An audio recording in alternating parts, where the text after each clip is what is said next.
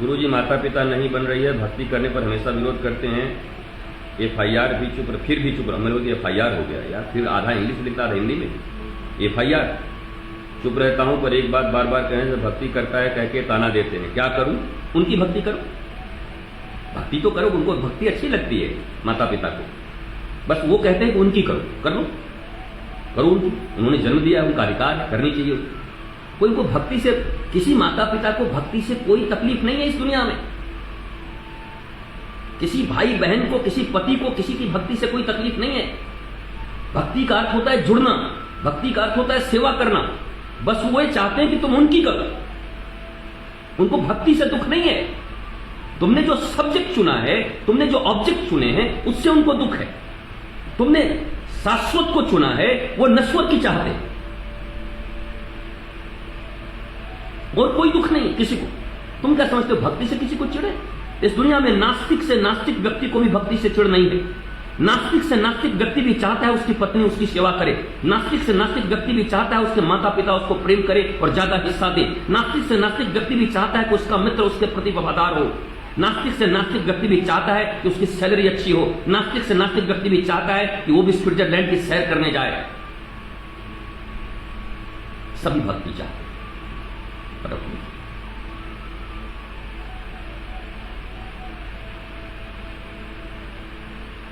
And you have to decide.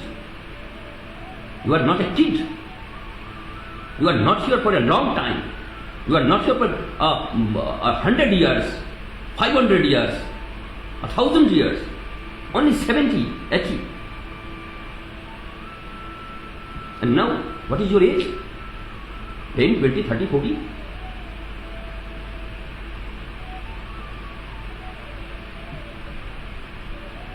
And how much extra you have? 20, 30, 10? You know? So you have to decide. Don't blame Mata Pita. Don't blame Patni. Don't blame Pita. Don't blame brother.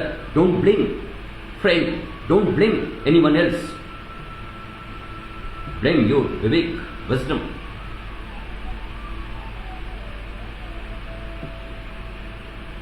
कोई नई सी बात तुम्हारे साथ हो रही है। गुरु जी माता पिता नहीं चाहते, मीरा के तो माता पिता बहुत चाहते होंगे। प्रहलाद के पिता तो बहुत चाहते थे कि भक्ति करे।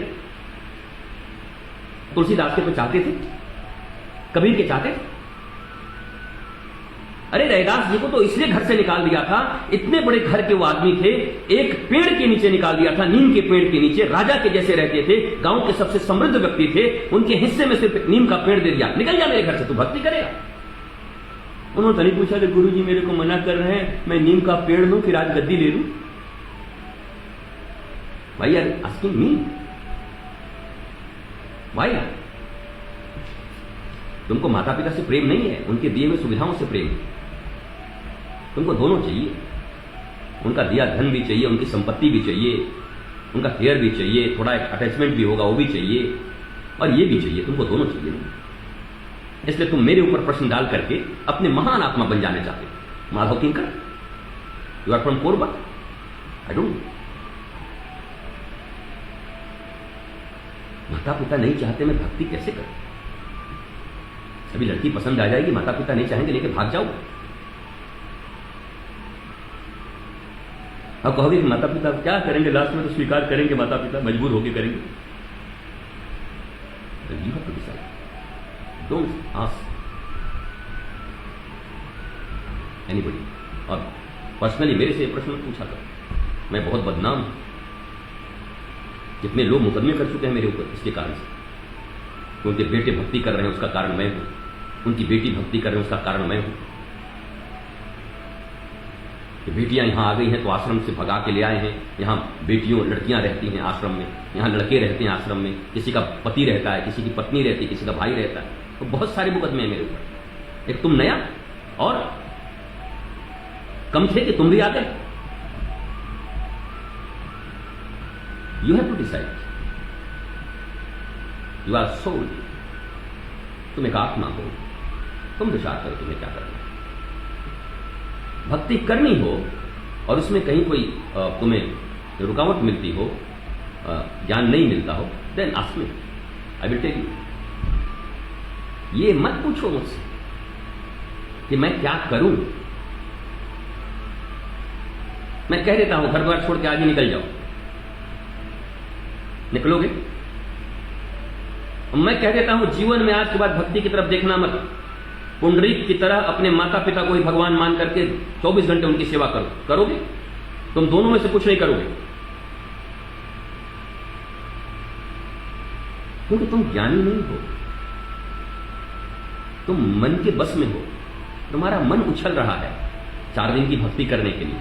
यहां आओगे 4 दिन भी बर्तन मांजने पड़ेंगे आश्रम में ना, तो सारा सरपटई निकल जाएगा तुम्हारे। बड़े बड़े लोग आए थे तुम्हारे यहां से, दिग्गज लोग आए थे, हरिभजन को ओटन लगे कपास, गए पीठ दिखा के। और जो यहां है देख ही रहे हो, यहां चूहा मरा हुआ है तो कमरे में जहां मैं बैठ के प्रवचन कर रहा हूं। करोगे भक्ति? करोगे गुरु सेवा? प्रश्न पूछ लेना है बस, नाम हो जाए कि गुरुजी ने कहा है कि नहीं, भक्ति करने के लिए घर छोड़ना पड़ता है। एक मुकदमा और, हे जालिमो, क्या मेरे ऊपर मुकदमा करवाने के लिए पैदा हुए हो? मैं विनोद कर रहा हूं, पर उत्तर यही है माधव किंकर कि यू हैव टू डिसाइड, तुम्हें क्या करना है, तुम्हें क्या अच्छा लगता है। तुम्हें ईश्वर से प्रेम करना अच्छा लगता है, तुम्हें ईश्वर के कर्म करने अच्छे लगते हैं, तुम्हें नॉलेजफुल होकर जीना अच्छा लगता है, नॉलेजफुल होकर अपनी माता पिता की सेवा करते हुए उन्हें भी भगवान की तरफ मोड़कर भगवत भक्ति गुरु भक्ति सिखाने में तुम्हारा मंगल है, ये तुमको डिसाइड करना है ना। तुम उनके विरोधी नहीं हो सकते। कोई बच्चा अपने माता पिता का विरोधी नहीं हो सकता। प्रहलाद अपने माता पिता के विरोधी नहीं थे, ध्रुव अपने माता पिता के विरोधी नहीं थे, मीरा अपने देवर अपने माता पिता की विरोधी नहीं थी। वो शाश्वत की ओर चल रही थी। वो जानती थी कि इस जीवन का मार्ग इसी ओर है और मैं इस मार्ग पर चलूंगी तो एक दिन सबका मंगल हो जाएगा। और आज दुनिया में मीरा के कारण मीरा के घर वालों को जाना जाता है, मीरा के घर वालों के कारण मीरा को नहीं जाना जाता।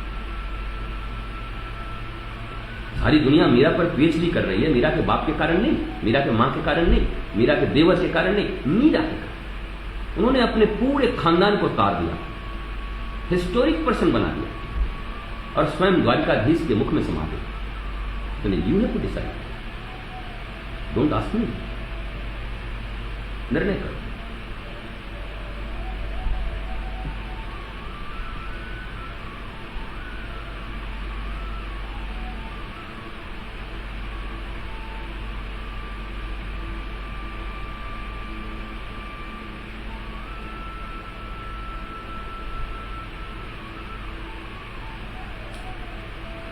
तो मरुस्थल चलेंगे।